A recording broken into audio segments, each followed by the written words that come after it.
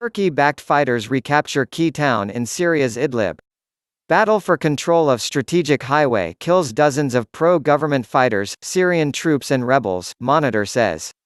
Turkey-backed opposition fighters have recaptured a town in northwestern Syria after clashes with government-allied fighters. Turkish state media and a war monitor reported on Monday that rebels seized the town of Nairab, considered a gateway to the strategic town of Saraqeb, which lies close to a junction between two major highways. News: Battle for Idlib. Turkey-backed fighters recapture key town in Syria's Idlib. Battle for control of strategic highway kills dozens of pro-government fighters, Syrian troops and rebels, Monitor says. 16 hours ago, Turkey-backed opposition fighters have recaptured a town in northwestern Syria after clashes with government-allied fighters.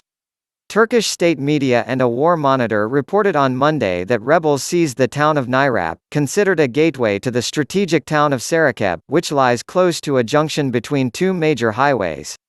More, UN warns of bloodbath as Syria fighting escalates. Fighting rages in northwest Syria. 2 Turkish soldiers killed residents of Idlib. Your indifference is our death sentence. The UK-based Syrian Observatory for Human Rights said the clashes killed dozens of pro-government fighters and Syrian troops as well as opposition fighters on Monday.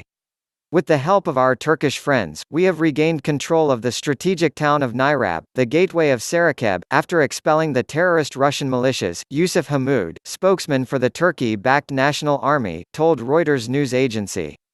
Earlier on Monday, the observatory reported that Russian air attacks killed 5 civilians in the Jabal al-Zawiya area in the south of Saraqeb. Russia's defense ministry denied the observatory report. Syrian state news agency SANA said units of the Syrian army continued to progress in the south of Idlib province after seizing 10 towns and villages south of the M4 highway.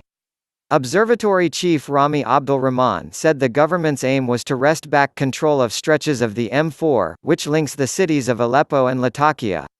That would require operations against the towns of Aria and Jisr al-Shugaur, both along the M4. Analysts expect a tough battle for Jisr al-Shugaur, held by the Turkestan Islamic Party whose fighters mainly hail from China's Uyghur Muslim minority. They are allied to Hayat Tahrir al-Sham, a group that dominates the Idlib region. Last April, Syrian government and allied forces launched a military offensive to capture rebel-held areas in western Aleppo and Idlib provinces. A number of ceasefires failed to hold in the summer and Damascus relaunched its offensive in December. Since December, fighting in northwestern Syria has forced about 900,000 people to flee their homes and shelter near the Turkish border. The United Nations said on Monday that the latest fighting was coming dangerously close to the displaced people's encampments, risking an imminent bloodbath. Mark Cutts, a UN humanitarian coordinator, told reporters in Geneva that the world body was trying to double aid deliveries across a border crossing with Turkey, from 50 to 100 trucks a day. Turkey has already taken in 3.6 million Syrian refugees and has said it is unwilling to open its borders to a new influx from Idlib. Fearing a fresh refugee crisis, Turkey has poured thousands of troops into Idlib in the last few weeks and President Tayyip Erdogan has threatened to use military force to drive back Syrian forces unless they pull back by the end of the month. Turkish President Recep Tayyip Erdogan is aware of the strong resentment in Turkey against Syrian refugees. Hyde, a researcher at Chatham House, told AFP news agency. That's why it has been framing its military activities in Idlib as a means to prevent more refugees from crossing, he said. The political cost will likely be high for him if he loses many soldiers in Syria and still fails to stop refugees from crossing to Turkey. But he might be able to gain from the crisis if the outcome of his intervention is positive.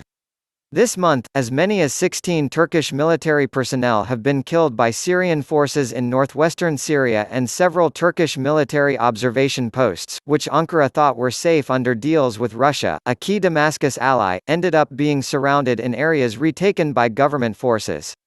Erdogan said a Russian delegation would arrive in Ankara on Wednesday to discuss the situation in Idlib. We try to determine our roadmap by negotiating with Russia at the highest level, he told reporters on Tuesday. Erdogan also said he might meet his Russian counterpart Vladimir Putin on March 5 at a proposed summit with France and Germany, but that there is no full agreement yet between French President Emmanuel Macron, German Chancellor Angela Merkel and Putin. Macron and Merkel have urged Putin to end the conflict, concerned about the humanitarian situation. A Turkish offensive against Syrian government forces is still a possibility if political negotiations between Ankara and Moscow prove fruitless, Hyde said. Allowing Assad to capture Idlib will not only hurt Erdogan domestically, it will likely damage Turkey's reputation and its ability to project power. For Hyde, such a confrontation would not necessarily spell the end of the Turkish-Russian alliance given the burgeoning ties between the two countries in recent years, especially in the fields of energy and defense. The current alliance between Turkey and Russia is broader than Syria, he said. That is why neither of them is willing, at least for now, to destroy it. Idlib is important for Turkey, but it is still not considered a deal-breaker.